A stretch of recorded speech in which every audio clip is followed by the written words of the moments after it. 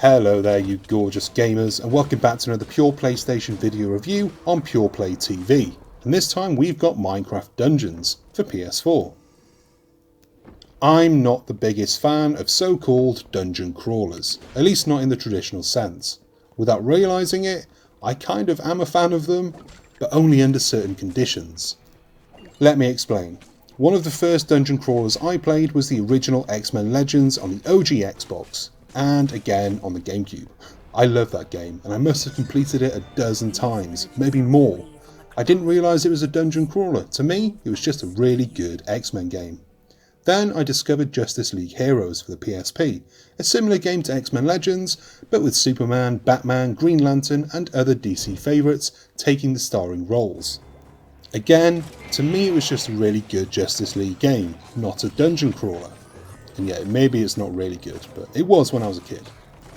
In my mind, dungeon crawlers are just that. Games set in dark and dungeons, like the Diablo series and its many wannabes.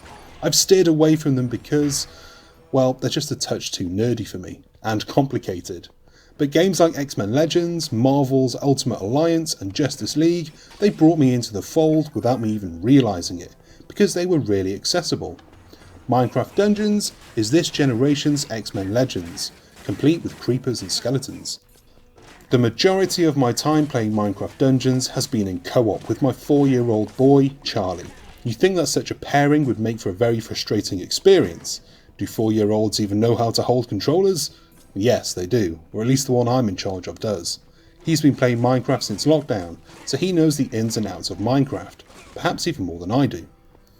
Minecraft Dungeons is actually best played with a partner. I tried going it alone one evening when Charlie was asleep, and it just wasn't that fun. The communication between us is half the joy as we shout out, "Creeper! Skeleton!" or "I'm dying, help me!" as we're swamped by a mass of mobs. Alone, it's just me swearing under my breath in my underwear. Despite being called Dungeons, the game doesn't really have many actual dungeons, and most of the levels take place above the ground in various biomes. Each level is themed and has objectives which, for the most part, are very straightforward. There's always an icon telling you where to go and what to do next, whether it's freeing some poor villagers, hitting switches, or fighting the bosses. It's simple and very easy to follow, but that doesn't mean it's very easy. Not by a long shot, it's still a challenge.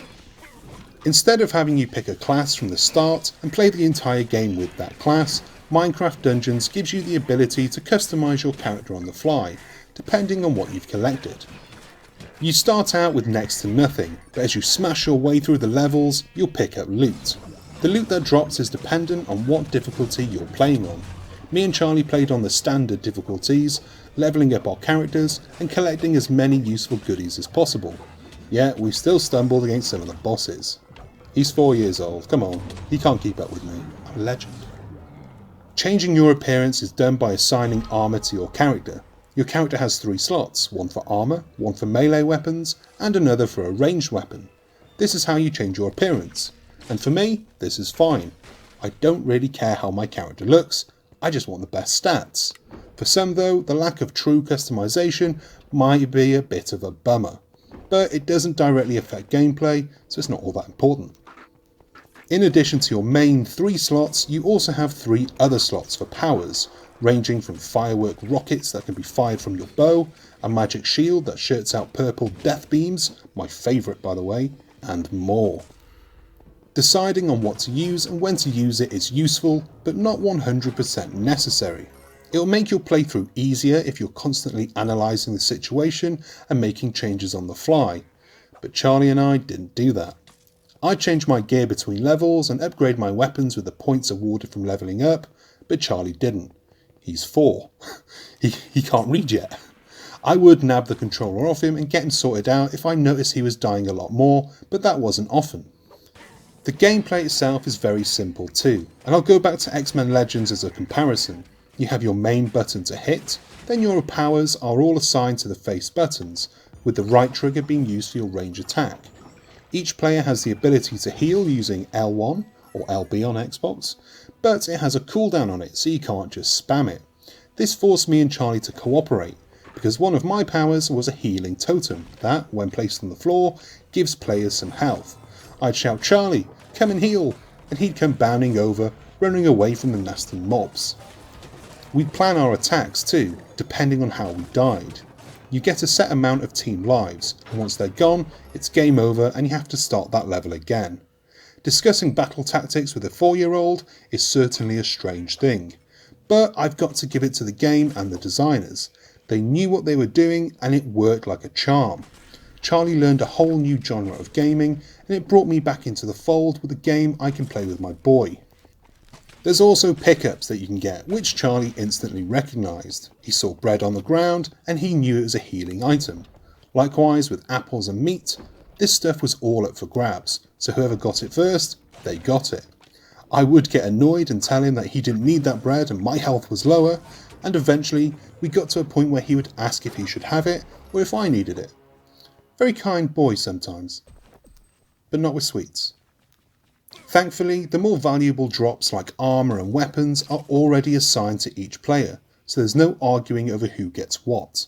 It's done with colour too, so even though the little bugger can't read, he can tell right away which is for him and which is for me. It's another clever bit of visual communication which Dungeons does really well. I really enjoyed Minecraft Dungeons, more so now than I would have if it was released 5 years ago and I didn't have a child in my possession. For me, the experience is elevated by playing with my boy, and playing without him is just not as fun. Taking on mobs and eventually the evil Illager is an adventure best played with an inquisitive youngster. And that brings us to the end of this review. I hope you enjoyed it, I hope it was useful. If you haven't already, please consider hitting the like and subscribe buttons down below, and maybe drop a comment if you've got something to say, only if it's nice. Until next time, keep washing your bloody hands, you dirty buggers. Stay sexy and keep playing games. Until next time, bye!